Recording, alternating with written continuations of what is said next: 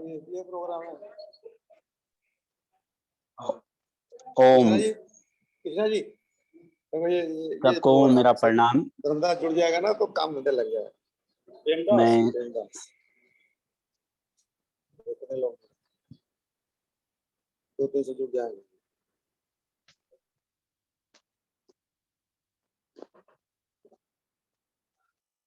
ओम सभी को मेरा प्रणाम। मैं स्वामी पुण्यदेव पतंजलि हरिद्वार से आपके बीच लाइव हूँ और गुरुजनों को प्रणाम करते हुए, भगवान के अनुग्रह को प्रणाम करते हुए आज के इस सत्र की शुरुआत करते हैं। आदरणीय इंद्र मोहन अग्रवाल जी हमारे साथ हैं, उनका भी स्वागत करते हैं और हमारे जो एकल विद्यालय के सभी जो स्वयं सेवक हैं और साथ ही साथ हमारे आचार्य वृंद हैं, वो इस कक्षाओं में प्रातःकाल के योग सत्र में एवं सायंकालीन जो है व्याख्यान सत्र में विधिवत भाग ले रहे हैं और साथ ही साथ हमारे ग्रामीण आरोग्य केंद्र के जो संचालक हैं, जो इस स्वदेशी के अभियान को आगे बढ़ाने का दायित्व जिनके पास है, वो भी इस अभियान से जुड़कर सेवा दे रहे हैं। और साथ ही साथ हमारे कुछ कार्यकर्ता नागपुर से भी जुड़े हैं इस सायंकालीन सत्र में। प्रदीप काटेकर जी नागपुर से जुड़े हैं, उनका भी स्वागत है, उनकी पूरी टीम का स्वागत है। आज जैसे कि दूसरा दिन है और आज का विषय जो बहुत विशेष सत्र यह होने वाला है। इस सत्र में हमने भगवत गीता के ऐसे बिंदु जहां पर योग का सीधे वर्णन है, वास्तव में हमारा पूरा जीवन ही योग है, लेकिन ऐसे कहां-कहां पर वर्णन आता है जो हम व्यवहारिक रूप से आम जनता को समझा सकते हैं। देखिए, जो योग की बात आज से 5200 साल पहले योगेश्वर श्री कृष्ण ने कही थी, वही आज के समय में कितना प्रासंगिक है कि हम आम जनता को उन बिंदुओं को बताएं कि देखिए, वह तब भी योग होता था, महायोगी शिव के समय भी योग होता था, भगवान श्री राम के जीवन काल में भी योग था और पतंजलि, पाणिनि, गौतम, कणाद, जैमिनी, वशिष्ठ, भृगु, कोटि कोटि जो ऋषि मुनि इस धरती पर जन्मे हैं, उस समय भी योग था। और आज भी जिस बातों को, जिन विचारों को हम जन जन तक पहुंचाना चाहते हैं, जहां एक तरफ पश्चिमी संस्कृति का एक आगोश यहाँ पर भारत में देखने को मिलता है, उसी समय हम जैसे कार्यकर्ता, एकल विद्यालय जैसे संगठन, आरएसएस जैसे संगठन, पतंजलि योगपीठ जैसे संगठन योग की विधा को जन जन तक पहुंचाने के लिए प्रयास कर रहे हैं। और एकल परिवार के हमारे जो विशिष्ट कार्यकर्ता हैं, हमारे आचार्य वृंद, हमारे स्वयं सेवक इस कक्षा में भाग ले रहे हैं। तो मैं सबसे निवेदन करूंगा, एक एक बिंदु को ध्यान से समझें।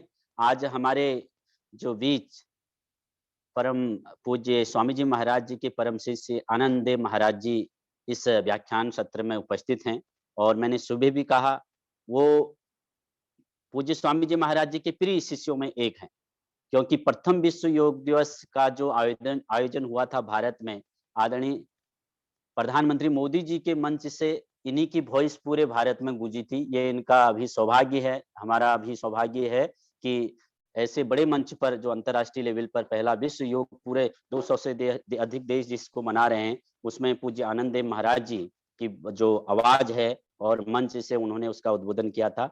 और साथ ही साथ वर्ल्ड योग समिट जो स्विट्जरलैंड में हुआ था प्रथम, उसमें भी नरेंद्र मोदी जी के साथ हमारे आनंद देव जी महाराज जी वहाँ गए थे पूरे विदेशियों को योग कराने के लिए। तो वो हमारे बीच हैं और आज योग के बारे में जो भगवत गीता में वर्णन है, आज के परिप्रेक्ष्य में उन बिंदुओं पर प्रकाश डालने वाले हैं। बीच में जरूरत पड़ने पर आपके जो है प्रश्न भी लिए जा सकते हैं और मैं ज्यादा देर नहीं करते हुए पूज्य स्वामी जी महाराज जी से निवेदन करूंगा इस सत्र की शुरुआत करें और मैं मंच पूज्य स्वामी आनंद देव महाराज जी को समर्पित करता हूं। सबको मेरा प्रणाम।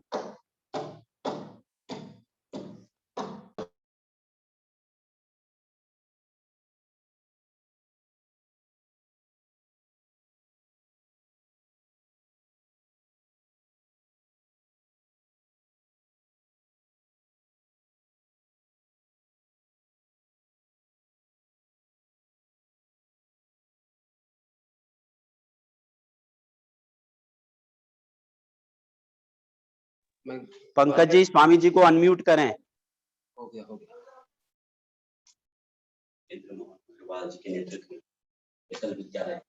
एक मिनट है।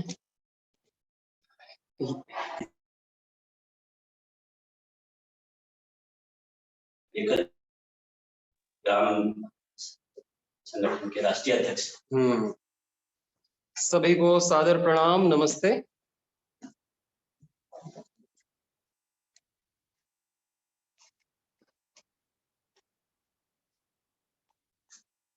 ओम श्री गुरुभ्यो नमः। परम पूजनीय योग ऋषि श्री स्वामी जी महाराज जी के चरणों में कोटि शरण नमन अर्पित करते हैं।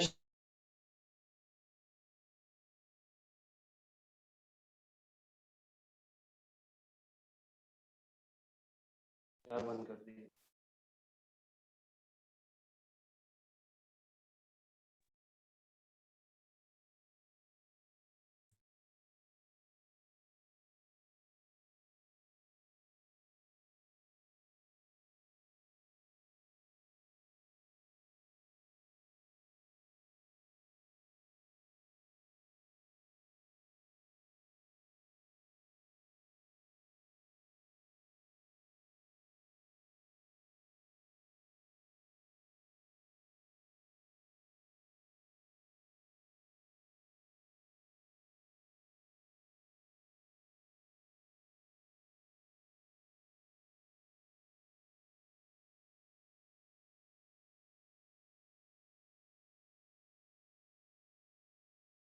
साधक साधिकाओं को, योग शिक्षक शिक्षिकाओं को सादर प्रणाम नमन ओम। और हमारे पूज्य स्वामी पुण्यदेव जी के अखंड प्रचंड पुरुषार्थ से, विकल्प रहित संकल्प से यह योग की गंगा गांव गांव तक पहुंच रही है। स्वदेशी की गंगा गांव गांव तक पहुंच रही है। ग्रामीण आरोग्य केंद्र पतंजलि के शुद्ध, सस्ते और विश्व स्तरीय अनुसंधान किए हुए जो औषधियां हैं, उत्पाद हैं, वो गांव गांव तक पहुंच रहे हैं। जन जन तक योग पहुंच रहा है। तो उनके पुरुषार्थ को भी मैं प्रणाम करता हूं। और ये जो सत्र अभी प्रारंभ हम कर रहे हैं, श्रीमद् भगवद गीता में योग की चर्चा, आइए इसे प्रारंभ करते हैं। सभी का पुनः अभिनंदन है। दोनों हाथ ध्यान मुद्रा में रखकर महाराज जी, ये आवाज स्पष्ट नहीं हो रही है। अच्छा, आवाज मेरी क्लियर आ रही है? गूंज रही है, थोड़ी गूंज रही है। मेरी आवाज क्लियर आ रही है क्या? गूंज रही है? कट कट के झर झर झर कट कट के आ रही है। पीछे आवाज आ रही है और गूंज भी रही है। पूज्य स्वामी जी को होस्ट मत बनाएं। हाँ, तो मेरे यहाँ पर नेटवर्क फुल है और आपके यहाँ भी फुल होगा। तो थोड़ा सा शोर तो इधर है, लेकिन फिर भी मेरी आवाज आप लोगों को आ रही होगी। नहीं आ रही? कट कट के आ रही? अच्छा, तो फिर मैं कुछ करता हूँ, उसके लिए मैं नेटवर्क स्विच करता हूँ।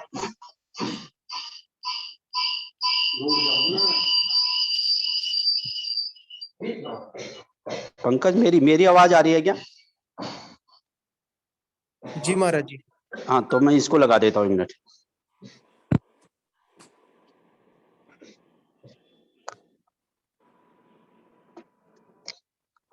उसको मना करो ना।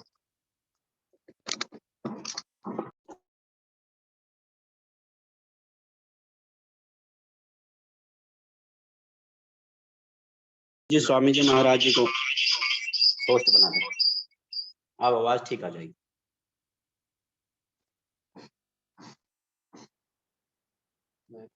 सुनो, मैंने आप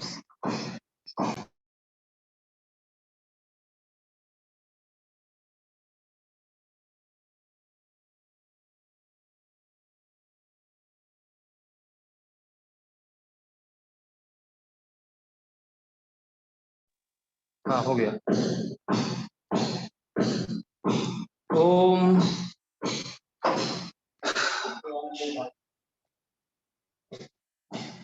अभी मेरी आवाज क्लियर आ रही है? ठीक है, तो शुरू जी स्वामी जी। करते हैं ओमकार के उच्चारण से। दोनों हाथ ध्यान मुद्रा में, अपने घुटनों पर, आंखें बंद, ओमकार का उच्चारण करें।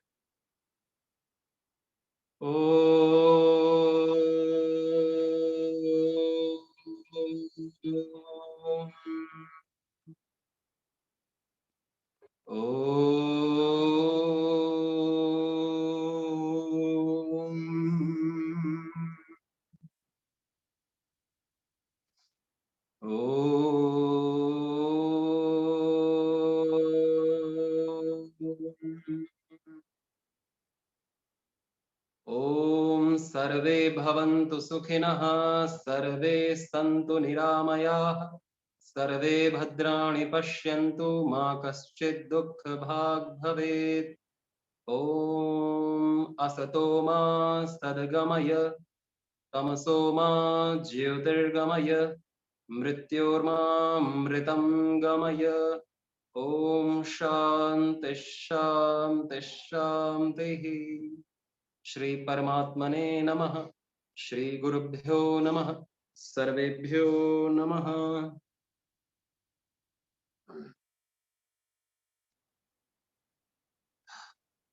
भारतीय वैदिक परंपरा ऋषियों की परंपरा है और यह ज्ञान की परंपरा है। साक्षात भगवान से, नारायण से जो परंपरा चली, ब्रह्मा से, मनु से, यह जो परंपरा गुरुओं के द्वारा हम तक पहुंच रही है, इसी को सनातन, आर्ष, आर्य, वैदिक परंपरा कहते हैं। और यह परंपरा पूर्ण वैज्ञानिक है, पंथ निरपेक्ष है। ज्ञान, जो नॉलेज होता है, ज्ञान होता है, वो पूर्णतः वैज्ञानिक है, पंथ निरपेक्ष है और सबके, मनुष्य के कल्याण के लिए, हित के लिए। सर्वभूत हिते रता, गीता में ऐसा कहा, सर्वभूत हिते रता, कि सभी के हित के लिए जो ये ज्ञान विज्ञान है, ये भगवान से, हिरण्यगर्भ से निकल करके आज हम तक पहुंचा है। सारे ज्ञान विज्ञान के जो प्रणेता हैं, योग के जो प्रणेता हैं, वो हिरण्यगर्भ हैं, साक्षात ईश्वर हैं, नारायण हैं, जहां से यह सब पूरी सृष्टि निकली है, जहां से ज्ञान विज्ञान निकला है। और ज्ञान तो अनंत है, और ज्ञान तो निराकार है, ज्ञान तो अदृश्य है, लेकिन उस अदृश्य ज्ञान को अवगम्य करने की, अधिगम्य करने की शक्ति भगवान ने केवल मनुष्य, मानव मात्र को दी है। कि वो जो अदृश्य ज्ञान संसार में व्याप्त है, सृष्टि के अनादिकाल से और अनादिकाल तक ज्ञान रहेगा, वह ज्ञान कैसे डिकोड किया जाए, कैसे उसको हम समझ सकें, तो उसके लिए एक यंत्र बनाया है भगवान ने और हम सबको दिया है। उसे कहते हैं बुद्धि, जो भगवान के ज्ञान को समझ सकती है और समझ करके उसे धारण कर सकती है, और धारण करके अपने जीवन, इस मनुष्य जीवन को वैसे चला सकती है। ये बुद्धि, इस बुद्धि का धर्म क्या है? ज्ञान प्राप्त करना, ये बुद्धि का धर्म है। तो इसलिए मनुष्य सबसे श्रेष्ठ है, क्योंकि उसके पास निर्णय लेने वाली क्षमता है, धी धृति स्मृति है, जिसे प्रज्ञा कहते हैं। प्रज्ञा, धी यानी धारण करने, यानी कि समझने की शक्ति, धृति अर्थात धारण करने की शक्ति, और स्मृति अर्थात उसको दोबारा से याद करना, रिकॉल करना। दोबारा से जो हमारे बुद्धि में धारण किया हुआ है उसको पुनः उपस्थित करना समय आने पर उस ज्ञान को, इसे स्मृति कहते हैं। और इन्हीं तीनों को मिलाते हैं, धीतृति स्मृति को, तो प्रज्ञा होता है। अब हमारी प्रज्ञा ठीक ठीक काम ना करे तो उसे प्रज्ञा अपराध कहते हैं। और आयुर्वेद में लिखा है कि प्रज्ञा अपराध ही सर्व रोगाणाम मूल कारणम। सभी रोगों का, चाहे वो शारीरिक, मानसिक, बौद्धिक, कोई भी रोग हो, उनका कारण है प्रज्ञा अपराध है। कि हमने जो जाना, सीखा गुरुओं से, शास्त्रों से, अनुभव से, हमने उसकी नहीं मानी, नहीं सुनी। हमने सीखा कुछ और किया कुछ, जाना कुछ और माना कुछ। हमारे जानने और मानने में अंतर हो जाता है, भेद हो जाता है। हम जैसा जानते हैं वैसा नहीं मानते, वैसा नहीं करते। इसे कहते हैं प्रज्ञा अपराध। भगवान के नियमों को हम जानते हैं कि क्या नियम कार्य कर रहे हैं प्रकृति के, कब सोना चाहिए, प्रकृति कब हमें सुलाती है, कब उठने के लिए प्रेरित करती है, हमारे शारीरिक प्रकृति क्या है, वात पित्त कफ हमारा शरीर कैसे रिएक्ट करता है, कौन सा भोजन हमारे शरीर के लिए अच्छा है, कौन सी संगति मेरे लिए अच्छी है, कौन सा गुण मेरे लिए अच्छा है, कौन सा गुण अच्छा नहीं है, कौन सा ज्ञान मेरे लिए अच्छा है, कौन सा ज्ञान मेरे लिए अच्छा नहीं है। ये सारा, ये प्रकृति को हम जानते हैं। छोटा बच्चा भी जानता है कि मुझे क्या बोलना चाहिए, क्या नहीं बोलना चाहिए, झूठ बोलना चाहिए कि सत्य बोलना चाहिए, हिंसा करनी चाहिए कि अहिंसा करनी चाहिए, चोरी करनी चाहिए कि नहीं करनी चाहिए, चीजों को, दूसरों की मदद करनी चाहिए या नहीं करनी चाहिए, ब्रह्मचर्य का पालन करना चाहिए कि नहीं करना चाहिए। ये सब उसे भी पता है। वो कहेगा हाँ करना चाहिए, वो कहेगा नहीं नहीं करना चाहिए। आप छोटे बच्चे से भी पूछेंगे तो प्राकृतिक रूप से सबकी आत्मा जानती है कि किस पर श्रद्धा करना है और किस पर अश्रद्धा करना। इसको कहते हैं विवेक। और ये विवेक जन्म से ही हर जीवन में मनुष्य को प्राप्त होता है। विवेक क्या है? कि जो सही और गलत में भेद जान सके, बता सके, सही और गलत में भेद कर सके। Discrimination between what is right and what is wrong, what to do and what not to do, dos and don'ts. ये विवेक है, ये बुद्धि है, ये प्रज्ञा है, ये ज्ञान है। और फिर और ज्ञान को व्यक्ति बढ़ाता रहता है, शास्त्रों को पढ़ के, ग्रंथों को पढ़ के, सत्संग में विद्वान जो होते हैं, संत महापुरुषों को सुन करके, ध्यान करके, जप करके अपनी बुद्धि को, अपनी बौद्धिक कसरत करता है। जब वो श्लोकों को याद करता है, पाठ करता है, स्मरण करता है, अर्थ को जानता है, और जब ध्यान करता है, धारणा ध्यान समाधि लगाता है, प्राणायाम करता है, तो इस तप से बुद्धि और सूक्ष्म हो जाती है, बुद्धि और सटल हो जाती है, और वह बुद्धि और सूक्ष्म विषयों को ग्रहण कर सकती है। क्योंकि परमात्मा तो सबसे सूक्ष्म है। हमको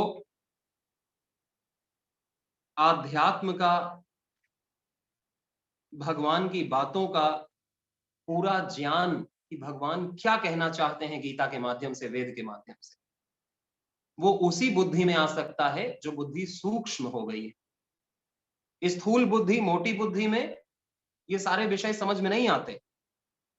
अगर शास्त्रों की चर्चा की जाए तो व्यक्ति बोर हो जाता है कि ये क्या बता रहे हैं, इससे अच्छा तो मैं टीवी में गाने सुनूं, पिक्चर देखूं, कहीं गप्पे लड़ाऊं, मोबाइल में गेम खेलूं, टिकटॉक चलाऊं, यूट्यूब में कुछ देखूं। तो मोटी बुद्धि के ये मोटे मोटे विषय में रुचती है।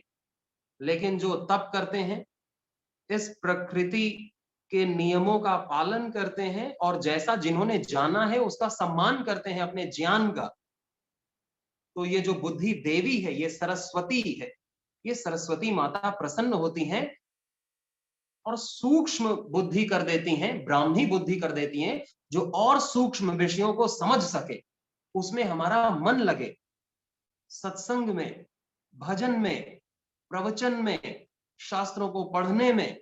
नहीं तो मन ही नहीं लगेगा तो फिर पढ़ने ना पढ़ना सब बराबर है। पढ़ के भी नहीं पढ़ता, जान के भी नहीं जानता। तो अनंत ज्ञान है, बहुत सारी विद्याएं हैं, बहुलाश्च विद्या। अब इसमें चाणक्य नीति में जो आचार्य चाणक्य हैं वो कहते हैं कि इस संसार में तो बहुत सारा ज्ञान है। वेद में ही 20,000 ऋचाएं हैं, फिर वेद के उपवेद भी हैं, अंग हैं, प्रत्यंग हैं, और फिर बहुत सारे ऋषियों के ग्रंथ हैं, योगियों के ग्रंथ हैं। हम कितना पढ़ें, कितना ज्ञान है हमारी, हम तो जीवन 100 जीवन भी लगा दें तो इतना ज्ञान है कि हम पढ़ नहीं पाएंगे। तो क्या किया जाए? जो हंस होता है वो जैसे दूध पानी में मिला हो तो दूध को चुन लेता है, पानी को छोड़ देता है। कहते हैं हंस के पास एक ऐसी शक्ति होती है जो दूध और पानी को अलग कर देती है।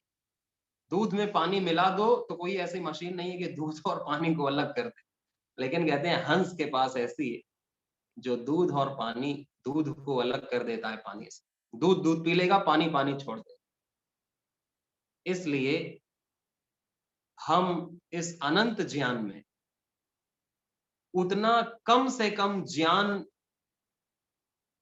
अपने बुद्धि में भर लें कि जिसे हम पालन कर सकें, जिसे हम जी सकें, जिसे हम अपने जीवन का आधार बना सकें, तो हमारे जीवन का कल्याण हो जाता है। ये नहीं कि हम बहुत ज्यादा सुनेंगे, बहुत ज्यादा सुनते रहेंगे, बहुत कथाएं सुनते रहेंगे, 24 घंटा आस्था संस्कार पर भी आ रहे हैं, यूट्यूब वीडियोस भी बहुत आ रहे हैं, और हम सुनते रहें और हम ज्ञानी बन जाएंगे, हमें बहुत पुण्य मिलेगा सुनने मात्र से, कि हमने तो 1000 कथाएं तो सुन ली होंगी। लेकिन जीवन में कितना बदलाव आता है, जो हम चाहते हैं क्या वो हो जाता है? इसलिए आचार्य चाणक्य ने कहा कि भले ही कम से कम, लेकिन वो ज्ञान आपका हो जाए। वो ऋषियों का ज्ञान है, गीता का ज्ञान है, वो ज्ञान हमारा हो जाए तो हमारे काम का है। वही पैसा काम का होता है जो हमारी जेब में है। बैंक वाला काम नहीं, वो तो पड़ा रह जाता है। जो हमारे जेब में, वही हमारा काम आएगा। वही ज्ञान काम आएगा जो हमारी बुद्धि में है। तो इसी तरह सारे शास्त्रों का, सारे वेदों का जो निचोड़ है वो है गीता। और गीता इतनी सरल है, सुलभ है, बहुत ही सारे विषय गीता में लिए गए। इसलिए गीता का स्वाध्याय करना बहुत उत्साह से, बहुत उत्कंठा पूर्वक, भाव भक्ति पूर्वक, भगवान को प्रणाम करके, जब हम सुबह नहा धो करके गीता का पाठ करते हैं, अपनी भाषा में गीता को पढ़ते हैं, बार बार पढ़ते हैं, एक एक अध्याय को 10-10 बार पढ़ते हैं, 20-20 बार पढ़ते हैं, तो जा करके उसके भेद खुलते हैं और वो हमको समझ में आता है। भगवान का आशीर्वाद हमें मिलता है, साक्षात जैसे भगवान ही हमें बोल रहे हो, अपने जीवन को परिवर्तित करने के लिए, रूपांतरित करने के लिए, अपना भगवान अपने शरण में बुलाने के लिए। तो वो भगवान से जुड़ जाता है जो गीता से जुड़ता है। परंतु इसके लिए हमें भगवान की राह पर चलना है कि भगवान की कृपा हम पर हो, हमें गीता समझ में आए। तो श्रीमद् भगवत गीता जो भगवान की वाणी है,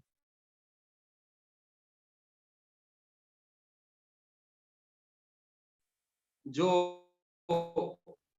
महाभारत का ही एक ने लिखी है, ये महर्षि वेदव्यास जी ने लिखी है।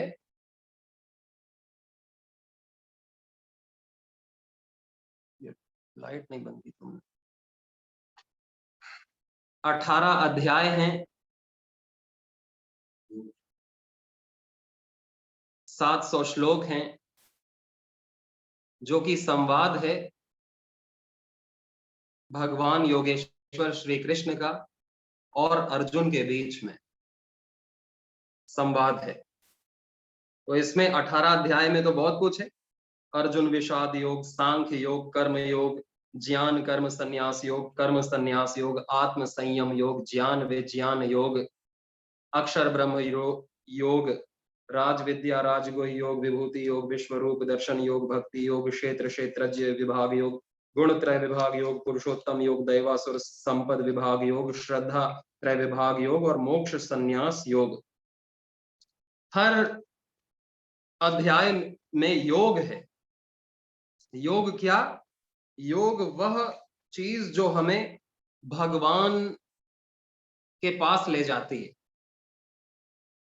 वो योग है। तो इसमें हर एक अध्याय में जो हर एक श्लोक है वो एक प्रकाश स्तंभ है, वो एक लाइट है, एक ज्ञान है, जिसका अध्ययन करने से हम भगवान के पास पहुंचते हैं। अपने ज्ञान से भगवान और हम में दूरी नहीं, बस ज्ञान की दूरी है। हमारा ज्ञान संसार की ओर है, वो भगवान की ओर डाइवर्ट हो जाता है, टर्न अबाउट हो जाता है जब हम कोई भी अध्याय का अध्ययन करते हैं। तो सब गीता की दूसरे अध्याय में ही योग की परिभाषा दी भगवान ने। योगस्थः कुरु कर्माणि, जो दूसरे अध्याय का 47, ये 48, 48वां जो श्लोक है दूसरे अध्याय का 48वां 48, योगस्थः कुरु कर्माणि संगम त्यक्त्वा धनंजय सिद्ध्य सिद्ध्यो समो भूत्वा समत्वम योग उच्यते। कि योगस्थः कुरु कर्माणि, अब योगस्थ क्या होता है? तो उसको 47वां जो श्लोक है उसमें बताया कि कर्मण्येव अधिकारस्ते मां फलेषु कदाचन मां कर्म फल हेतुर्भू माते संगोस्त्व कर्मणि। कि हे अर्जुन, ये जितने भी मनुष्य हैं, कर्म करने में ही सबका कल्याण है, सबका अधिकार है। हम राइट्स की बात करते हैं कि हमारा क्या अधिकार है, तो भगवान ने यहाँ बताए अधिकार कि कर्म करना ही तुम्हारा अधिकार है। जो आपको कर्म इंद्रिय दी गई हैं, वाक पाणी पाद पायुपस्थ, उनसे यथोचित कर्म करना, उससे शास्त्रोक्त कर्म करना, ये उससे राष्ट्र के उन्नति के लिए योग करना, आत्मोन्नति के लिए, समाज की उन्नति जिसमें हो, ऐसा कर्म करना, ये सबका अधिकार है। कर्मण्येव अधिकारस्ते मां फलेषु कदाचन, और कभी भी फल में अधिकार नहीं कि मुझको इस कर्म का यह फल मिले। ये सोचने में हमारा, इसमें फल में आसक्त रहने में, फल में हम बंध जाएं, उसमें हमारा अधिकार नहीं। पूर्ण रूप से हमें क्या सोचना चाहिए, क्या चिंता होनी चाहिए कि मैं अपने कर्म को कैसे पूरी एकाग्रता से कर सकूं, कैसे पूरी ईमानदारी से कर सकूं, अपने कर्म को कैसे मैं अपने और सबके लाभ के लिए कर सकूं, मैं किसी चीज में फंसू नहीं। जैसे कमल का पत्ता पानी में रह करके भी पानी से अछूता रहता है, गीला नहीं होता, वैसे भी मैं इस संसार का, इस परिवार का, समाज का कर्म करते हुए भी इस समाज की जो भी आसक्ति है, बुराई है, दोष हैं, वो मुझे ना छू सके, राग द्वेष मुझे ना छू सके, काम क्रोध लोभ मुझे ना छू सके।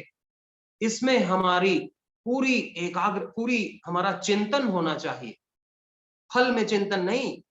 फल में चिंतन हो जाएगा तो फिर तो राग द्वेष प्रवेश कर जाएगा अंदर, कि मुझे तो मैं ये कर्म कर रहा हूं, मुझे तो करोड़ों रुपए चाहिए। मैं ये कर्म कर रहा हूं, मुझे तो MP MLA बनना है।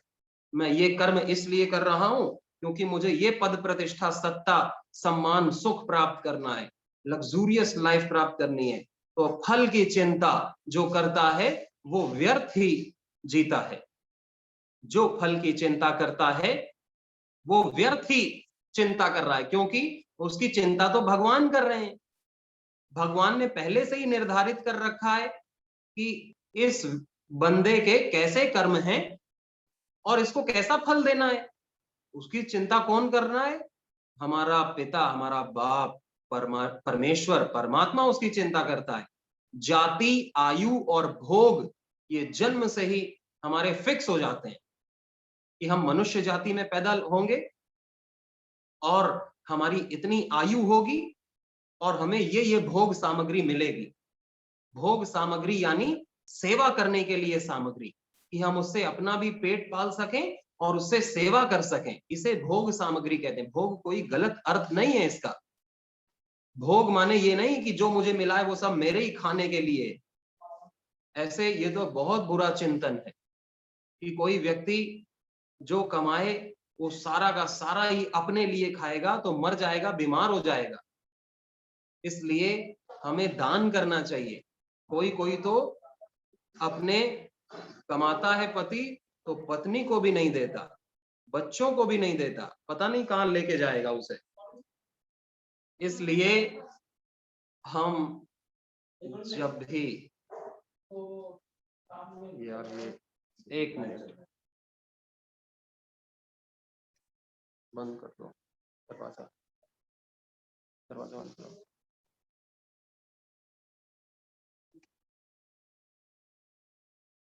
दरवाजा बंद करो।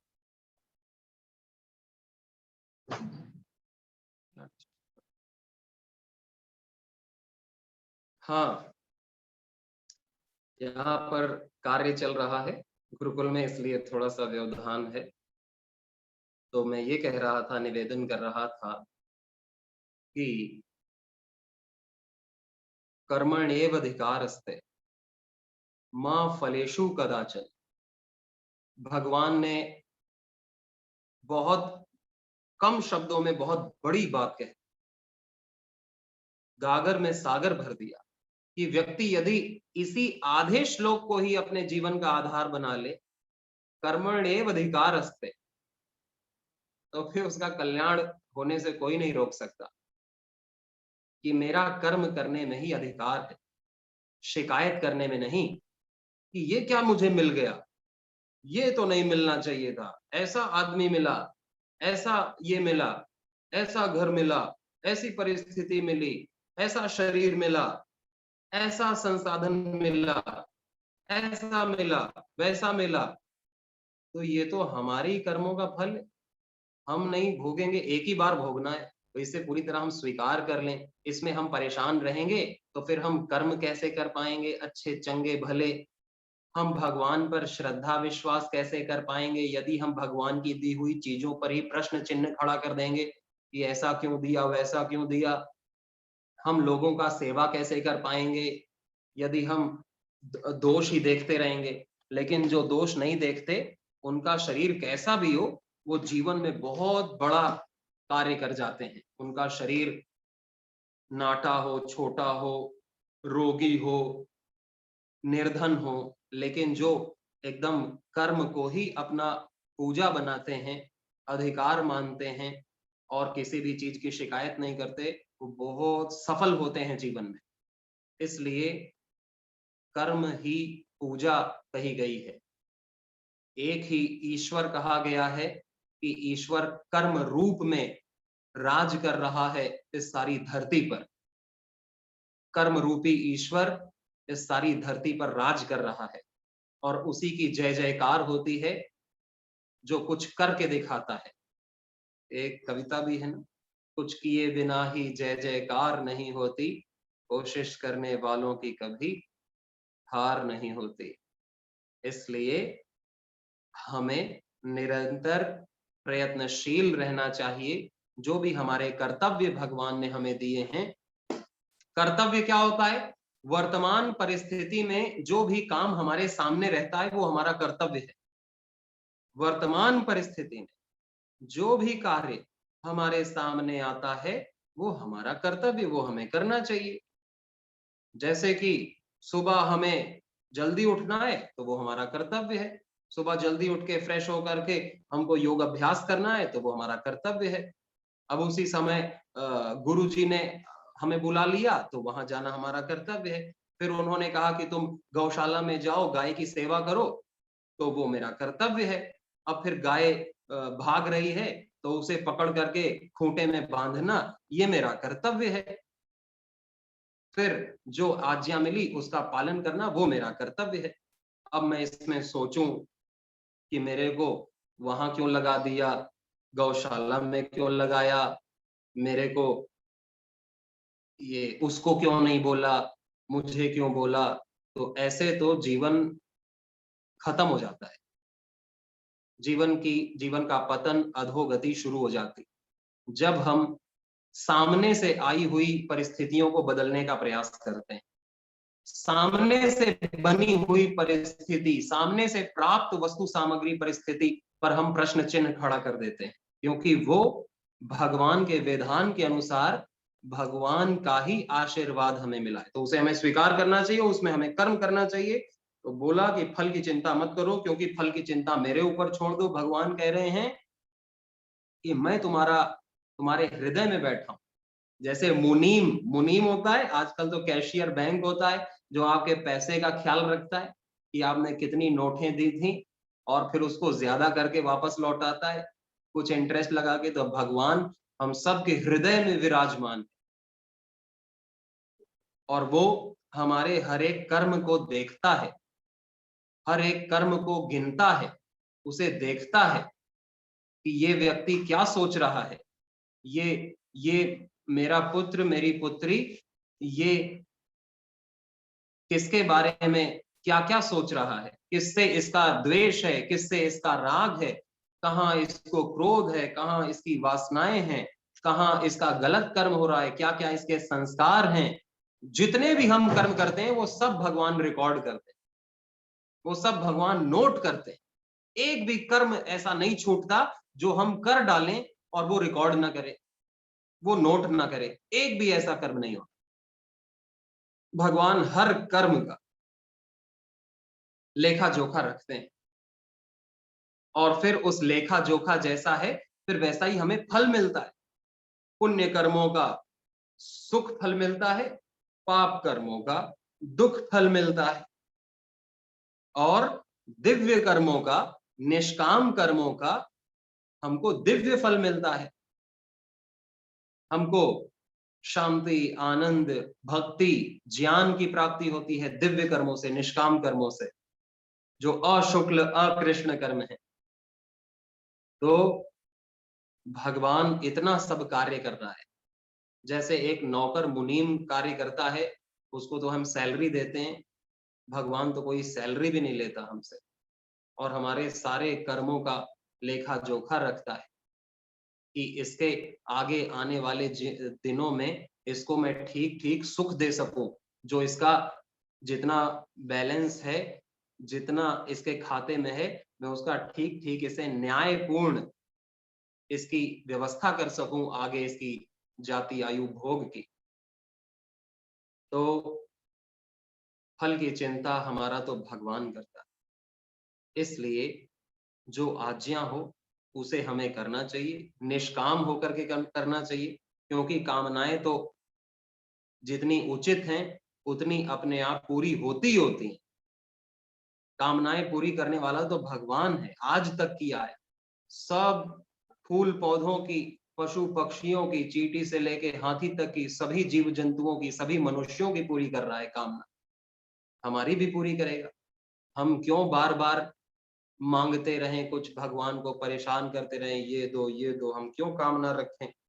हम तो केवल क्या करें, अपना कर्तव्य शास्त्रोक्त कर्म, कर्मण्येव अधिकारस्ते मां फलेषु कदाचन, फल की चिंता नहीं, और अकर्मण्य होके भी नहीं बैठना। ये नहीं कि मैं फल की चिंता नहीं करूंगा तो मैं कर्म भी क्यों करूं, मैं कर्म भी नहीं करूंगा, तो कर्म ना करना तो और बड़ा पाप है, और बड़ा कि मैं कर्म ही छोड़ दूंगा, मैं सेवा करना ही छोड़ दूंगा, तो ना रहेगा बांस ना बजेगी बांसुरी, ना मैं कर्म करूंगा ना मेरी कोई कर्म से फल की इच्छा होगी। तो ऐसा कहा कि मां कर्म फल हेतुर्भु माते संगोस्तु अकर्मणि, अकर्म में भी मत जा, अकर्मण्य भी मत बन, तू कर्मशील बन, पुरुषार्थी बन, और अपने और समाज की उन्नति के लिए कर्म कर, और तेरी उन्नति करना ये मेरा दायित्व है, तुझे सही चीज देना ये मेरा दायित्व है। तो इसी को कहते हैं योगस्थ होना। फिर अगले श्लोक में कहा योगस्थः कुरु कर्माणि, कि ऐसे निष्काम होकर के योगस्थ होकर के कर्म, योगस्थः कुरु कर्माणि संगम त्यक्त्वा धनंजय, सारे आसक्ति को, राग द्वेष को, प्रलोभन आकर्षण इस दुनिया का जो है सबको त्याग करके तू कर्म कर। इस समाज में ही कर्म करेगा, इन्हीं लोगों के बीच कर्म करेगा, और वही कर्म करेगा जो लोग कर रहे हैं। कर्म तो कोई दूसरा नहीं करेगा, साधक भी वही कर्म करता है जो साधारण मनुष्य करता है, यहाँ तक कि साधु संत भी वही कर्म करते हैं जो साधारण मनुष्य करता है। कई तो संत भी विवाह करते हैं, साधारण मनुष्य जैसे विवाह करता है, पढ़ता लिखता है, विवाह करता है, बच्चे करता है, बच्चों को अच्छा संस्कार देता है, कभी दुकान भी चलाता है, व्यवसाय करता है, कोई भी व्यवसाय करता है। तो ऐसे कई जो संत होते हैं, साधक होते हैं, योगी होते हैं, वो भी कोई विवाह करता है, कोई नहीं करता है, बच्चे भी करते हैं, पढ़ाते भी हैं, और जो विवाह नहीं भी करता है वो दूसरों के बच्चों को ला करके उनको अपनी ज्ञान संतति, उन्हें ज्ञानी बनाते हैं, व्यवसाय भी करते हैं। जैसे आज पतंजलि स्वदेशी का व्यवसाय चारों तरफ फल फूल रहा है, एक योगी के द्वारा, योगी के हाथ से बने जो उत्पाद हैं वो सबके पास पहुंच रहे हैं। और जैसे कि कोई रामदास तो जूता गोटते थे, और कबीर दास जैसे कि एक जुलाहे का कार्य करते थे, तो कोई भी ऐसे अकर्मण्य होकर के नहीं बैठ, ना किसी को बैठना। ये नहीं कि मैं तो निष्काम हो गया हूं, मेरे को समाज से कुछ लेना देना नहीं है, मेरे को तो किसी से कुछ चाहिए नहीं, तो मैं क्यों करूं किसी का। इसलिए करूं क्योंकि मैं सांस ले रहा हूं, क्योंकि मैं धूप ले रहा हूं, क्योंकि मैं पानी पी रहा हूं, अन्न खा रहा हूं, वो किसान का बनाया है, क्योंकि मैं रोड पे चल रहा हूं, वो मजदूरों की बनाई, क्योंकि मैं घर पे रह रहा हूं, वो किसी का बनाया है, ये वस्त्र पहन रहा हूं। तो कोई मुझे ऐसे आके 100-500 नहीं दे रहा, लेकिन मैं फिर भी बिना मांगे ही कितना सब मैं कर रहा हूं। तो मेरा दायित्व बनता है कि मेरे पास जो गुण है, जो स्किल है, जो ज्ञान है, जो पुरुषार्थ है, जो समय है, जो ऊर्जा है, उससे मैं कुछ करूं, मैं कर्तव्य करूं, सेवा करूं, जो भी मुझे मिला है सबको मिला है। अब कोई ना करे तो फिर वो नरक का भागी होता है, या कोई कामना रख के करता है तो सुख दुख का भागी होता है। लेकिन भगवान तो सुख दुख से मुक्त करना चाहते हैं, हमें मुक्ति देना चाहते हैं, अपनी विभूति देना चाहते हैं, कैवल्य देना चाहते हैं। तो वो कहते हैं योगस्थः कुरु कर्माणि संगम त्यक्त्वा धनंजय सिद्ध सिद्ध्यो समो भूत्वा, सिद्धि और असिद्धि में सम हो जा, चाहे तेरा कार्य बने या ना बने, तू कार्य कर, सिद्धि और असिद्धि में सम हो जा। अर्जुन को युद्ध करने की प्रेरणा दी, लेकिन कहा तू चाहे जीत या हार, तू युद्ध कर, हार से डर के युद्ध से भाग मत, या जीत जाऊंगा और मुझे बहुत सारा राज्य मिलेगा, इस आसक्ति में, इस प्रलोभन में भी मत लड़। जीत और हार में सम हो जा, कि चाहे जीत हो या हार, मुझे तो धर्म के लिए लड़ना, मुझे तो सत्य न्याय इस राष्ट्र के लिए लड़ना है। चाहे मेरा जीवन आज समाप्त हो जाए, चाहे मैं पहले दिन ही शहीद हो जाऊं, वीर गति को प्राप्त हो जाऊं, या मैं जीत करके सुख भोगूं, दोनों में ही मेरा कल्याण है, क्योंकि मैं धर्म के लिए लड़ा। धर्म के लिए लड़ने में कल्याण है, बस लड़ने में ही कल्याण है, क्योंकि हम धर्म के लिए लड़े। तो भगवान ने कहा कि कर्म को करने में ही तेरा कल्याण, सिद्धि असिद्धि तो वो तो कुछ ना कुछ तो होगा ही, उसमें अपना कल्याण मत समझ, और उसमें अपना अकल्याण भी मत समझ कि मैं असफल हो जाऊंगा तो अकल्याण हो गया, कोई कृपा नहीं भगवान की, या मैं सफल हो गया तो भगवान की कृपा हो रही है, बहुत कृपा दृष्टि है और बहुत मेरा कल्याण हो गया। तू सफलता और असफलता को कल्याण और अकल्याण मत मान। तू किसको कल्याण मान कि मैं काम कर रहा हूं जो भगवान ने दिया है, वही मेरा कल्याण है, और मैं इस काम को नहीं करूंगा तो मेरा अकल्याण है। पुरुषार्थ ही पुरस्कार है। पुरस्कार क्या है? पुरुषार्थ ही पुरस्कार है। पुरुषार्थ करने में ही मेरा कल्याण है और पुरुषार्थ न करने में मेरा अकल्याण है।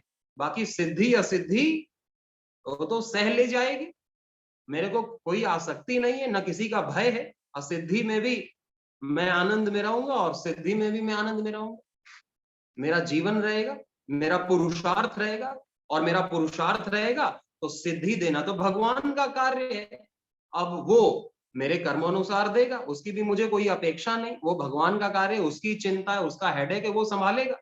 उसने कह रखा है कि मैं तेरे योगक्षेम का वहन करूंगा, तू क्या कर, बस मेरा काम कर, मेरी चिंता कर, मेरा नाम जप और मेरा काम कर। अनन्यास चिंतयन्तो माम ये जनाः पर्युपास्ते तेषां नित्याभियुक्तानां योगक्षेमं वहाम्यहम्। कि हे अर्जुन, सर्वधर्मान् परित्यज्य माम एकम शरणं व्रज अहम त्वा सर्व पापेभ्यो मोक्षयिष्यामि मा शुचः। तू क्या करना क्या ना करना, तू अपनी आंखें, अपना मन शांत कर ले, पूर्ण रूप से मेरे समर्पित हो जा कि जो भगवान की आज्ञा है वही मेरे पास कर्तव्य मिला हुआ है। चाहे मैं आज एक पति के रूप में हूं, या पत्नी के रूप में हूं, या एक व्यवसायी के रूप में हूं, हमारे बहुत सारे रूप हैं। मैं एक शिष्य के रूप में हूं, मैं एक सन्यासी के रूप में, मैं एक गृहस्थी के रूप में, मैं एक नागरिक के रूप में, जो भी मुझे कर्तव्य मिला है ये सब भगवान ने दिया है और बिना चाहे मुझे मिल गया है, मेरे कर्मों से मिला है। तो बस कहा कि अनन्य हो करके किसी और को मत भज, केवल मुझे, जो सबका पालक है, जो सबका संचालक है, जो सबका अनुग्रह करता है, उत्पत्ति करता है, बस मेरी शरण में मेरा ध्यान कर, मुझसे प्रेम कर, और जो तू काम कर रहा है वो कर, जो तेरे को मैंने काम दिया है वो कर, और मैं और काम दूंगा तुझे। काम की कोई कमी नहीं है, काम तो करता जा, शक्ति भी मिलेगी, सिद्धि भी मिलेगी, पुरस्कार भी मिलेगा, लेकिन पुरस्कार के लिए काम मत कर। नहीं तो पुरस्कार नहीं मिलेगा तो तू हाथ पे हाथ धर के बैठ जाएगा, डिप्रेशन में चला जाएगा, कर्म छोड़ के भाग खड़ा होगा। सम्मान तो तुझे मिलेगा, वो तो बाई प्रोडक्ट है, लेकिन अगर सम्मान के लिए करेगा और फिर सम्मान ना मिला तो फिर तू बैठ जाएगा। इसलिए भगवान ने कहा कि तेरा योग और तेरा क्षेम, यानी कि जो तुझे प्राप्त नहीं है वो तुझे प्राप्त कराऊंगा, मैं कराऊंगा, चिंता मत कर। और जो तेरे को प्राप्त है उसकी रक्षा भी मैं करूंगा, निश्चिंत रह, बस मेरा कार्यकर्ता बन, मेरे लिए काम कर, अपने फल को मुझे अर्पित कर दे कि हे प्रभु जो तू चाहे वो दे, सुख दे, दुख दे, मान दे, अपमान दे, वो तू मुझे छोड़ दे, बस मेरे ऊपर छोड़ दे, फिर देख तेरा कल्याण कैसे नहीं होगा। मेरे जैसा कल्याण करने वाला तो कोई भी नहीं है, सबका कल्याण तो मैं ही कर रहा हूं, और तू मुझ पे शक कर रहा है। तू अपने अहंकार पर शक नहीं करता, कभी अपने ऊपर कभी अश्रद्धा नहीं करता, अपने को तो मानता है कि मैं जो कर रहा हूं वो सही है, और मैं जो किया वो भी सही था, मैं जो करूंगा वो भी सही होगा, लेकिन वो सब गलत हो रहा है।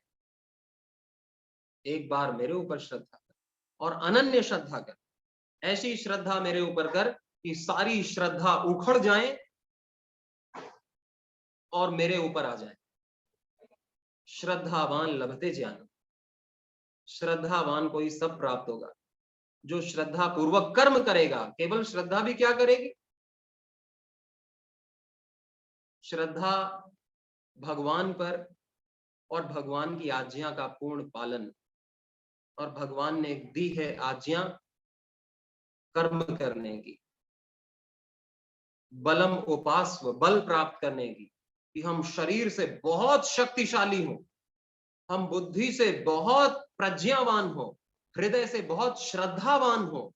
भगवान ने कहा अपनी श्रद्धा बढ़ाओ, अपना ज्ञान बल बढ़ाओ, अपना शारीरिक बल बढ़ाओ, और फिर तुम इस समाज के लिए बहुत कार्य आ सकते हो, काम आ सकते हो, मेरे लिए मेरी सेवा बहुत ज्यादा कर सकते हो, और तुम्हें ये सब मैं दूंगा। तुम्हें मैं बल दूंगा, तुम्हें मैं ज्ञान दूंगा, तुम्हें मैं श्रद्धा दूंगा, बस तुम जैसा मैंने बोला है वैसा तुम करो। ये जो प्राकृतिक नियम बनाए गए हैं इनके अनुसार चलो, इनके विरुद्ध मत चलो। जो शास्त्रों में तुम्हारा कर्तव्य का बोध कराया गया है वैसा वैसा जियो।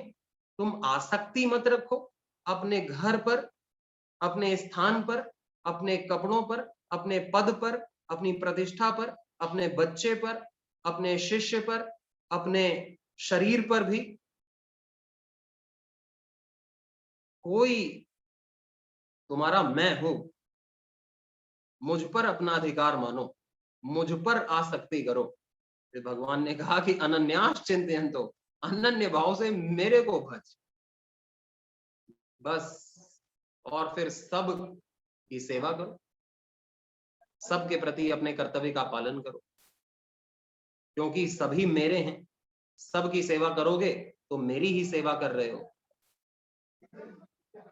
तो किसी से द्वेष नहीं, किसी से कोई अपेक्षा नहीं, लेकिन फुली फोकस्ड अपने कर्म पर कि ये कर्म मेरे मिला है, चाहे सिद्धि मिले या असिद्धि मिले, चाहे निंदा मिले या स्तुति मिले, चाहे ताली मिले या गाली मिले, चाहे अनुकूलता मिले या प्रतिकूलता मिले, मेरी श्रद्धा अखंड रहेगी, मेरा कर्म अखंड रहेगा, और मेरा पूरा कॉन्फिडेंस रहेगा कि ईश्वर मेरा बॉस है और मुझे उसे रिपोर्ट करनी है कि देखो आपने जैसा कहा मैंने वैसा किया। मैं सिद्धि असिद्धि में भी सम रहा, मुझे कोई लेना नहीं, वो आप देख लो। और आपने कहा कर्म कर तो कर्म कर, बस अब आप जानो। और भगवान फिर हमें मुक्त कर देता है हर प्रकार के बंधन से, हर प्रकार के अज्ञान से, अश्रद्धा से, अकर्मण्यता से, अशक्तपने से हमें मुक्त कर देता है। इतना विश्वास तो हमें उस ईश्वर पर होना ही चाहिए जिसे हमने कभी देखा नहीं, जिसे हमने केवल सुना है और उस पर हम विश्वास करते हैं। केवल मनुष्य ही ऐसा है, केवल मनुष्य ही ऐसा है जो न देखे हुए पर विश्वास कर सकता है। बाकी कोई जीव जंतु विश्वास नहीं करेगा। केवल मनुष्य ही ऐसा है जो देखे हुए को भी नकार दे और न देखे हुए पर भी विश्वास कर ले। इस जगत को भी माया कह दे और जो ब्रह्म है उसे सत्य कहे। ये मनुष्य के पास ही यह सामर्थ्य है। तो अगला जो योग संबंधी तो अगला जो श्लोक है 50वां 50, बुद्धि युक्तो जहातीह उभे सुकृत दुष्कृते तस्मात् योगाय युज्यस्व योगः कर्मसु कौशलम। योगः कर्मसु कौशलम बुद्धि युक्तो जहातीह उभे सुकृत दुष्कृते। जिसे भी हम अच्छा काम मानते हैं या जिसे भी हम बुरा काम मानते हैं, उन सब को हम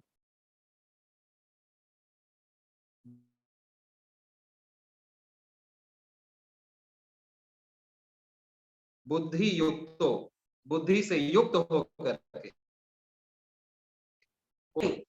उनकी जो अच्छी शक्ति को उभे सुकृत दुष्कृत बुद्धि युक्तो जहाति उभे सुकृत दुष्कृत, जो बुरा है उसमें योगा युज्यस्व, फिर योग में नियुक्त हो जाओ। योग क्या है? ईश्वर का चिंतन ही योग है।